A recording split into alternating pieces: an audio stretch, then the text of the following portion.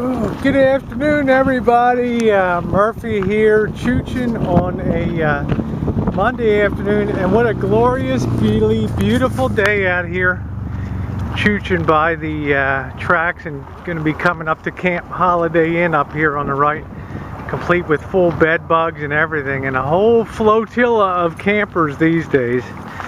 And nothing gets people in the great outdoors camping like losing a place to stay.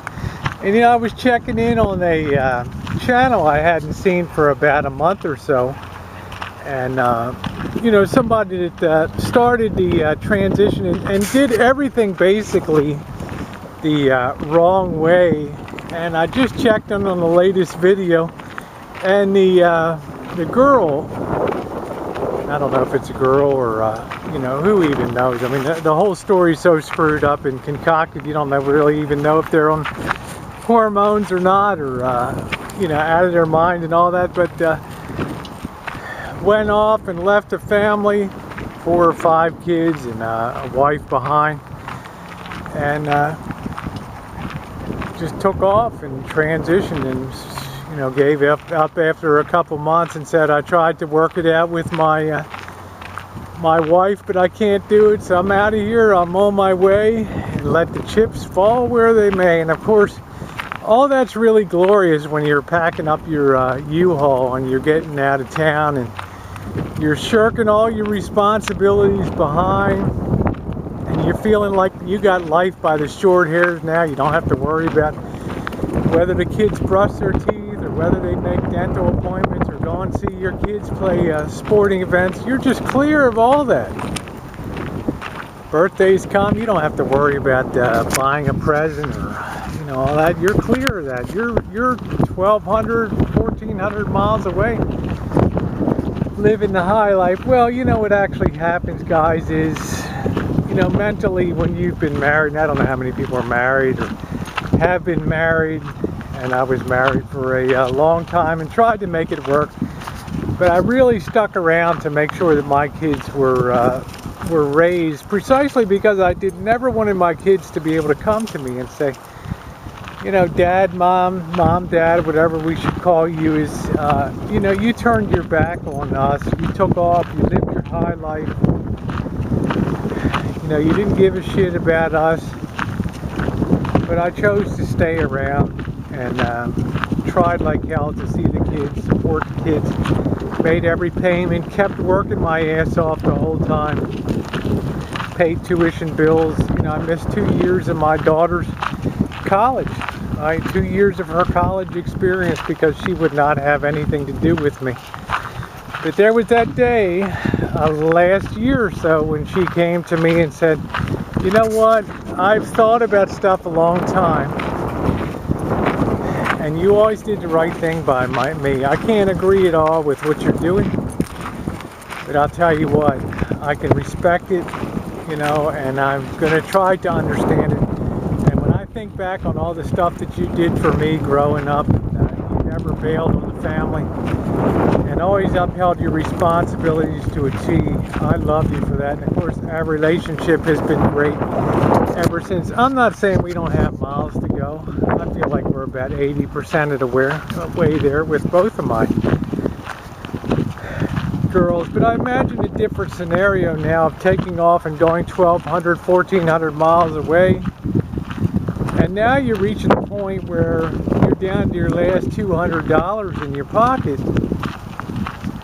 And yet you make a video and you tell people how wonderful it is and how gloriously happy you are. Is this, you know, what the hell is wrong with this picture?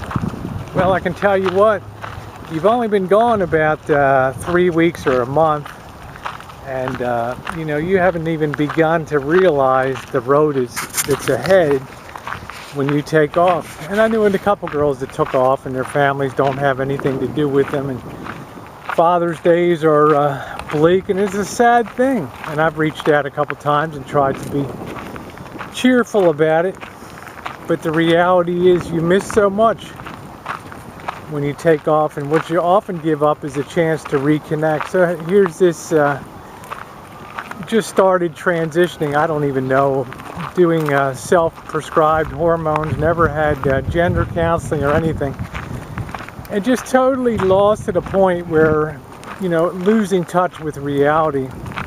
And then this person also mentioned that the income is declining, the number of jobs to be a camera operator, professional camera operator, is declining because the word gets out.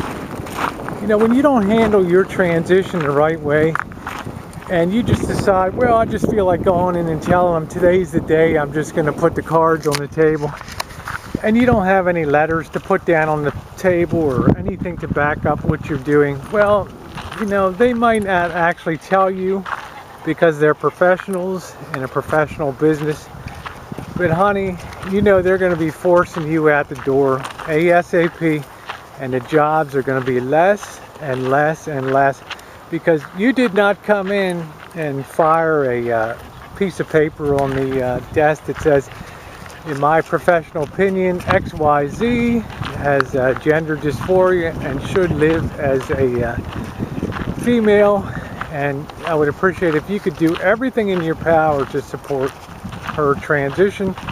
If you have any questions, give me a call, blah, blah, blah. But, you know, when you just go in and tell the boys, hey, I'm a girl today, from now on, as I've said before, they're going to call upstairs to the 14th floor, and they're going to say, Mr. X, we got a problem down here, and Mr. X is going to say, well, just, you know, just start easing the problem out the door. Nothing dramatic, no big theatrics, just slowly taper things off. And that's exactly what's happening.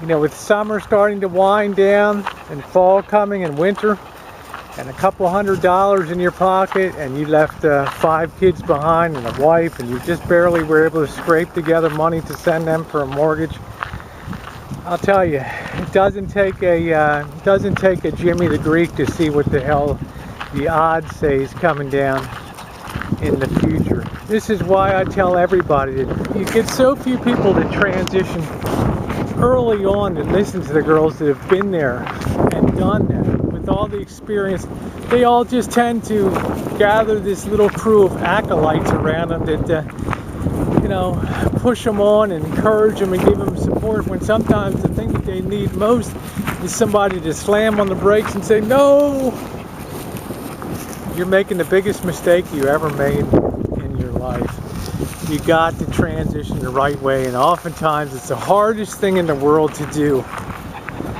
is to transition the right way, because on the one hand, you're all excited about the possibilities of gender change and living life as a female and all the shopping, and this same person is down to the last couple $100 in the pocket is out there all excited because she can shop at Target and buy a new hat and all this insanity.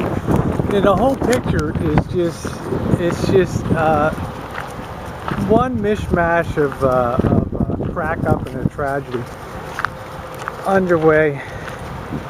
You know, you should have every girl that wants to transition should be assigned like a master, apprentice, journeyman sort of arrangement where you just start out, and this mentor, if you want to call it, is somebody that tries to ensure that you do shit the right way, tries to point out the pitfalls, tries to tell you the stuff that you should do to try to have a smooth transition.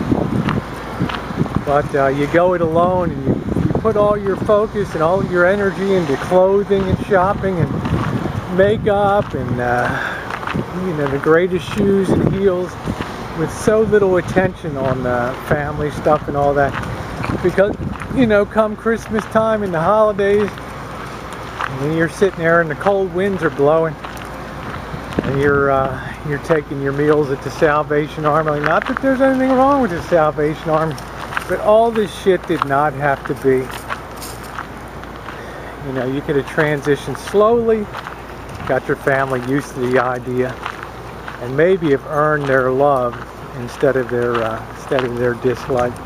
Anyway, that's my take on it, and you know, it's tough.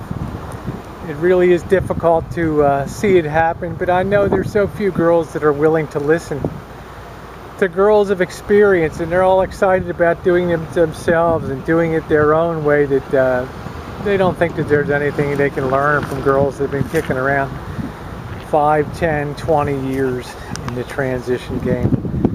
They have everything to gain by listening and everything to lose by not listening. So that's my take on it anyway. I do wish all the girls that are transitioning the best.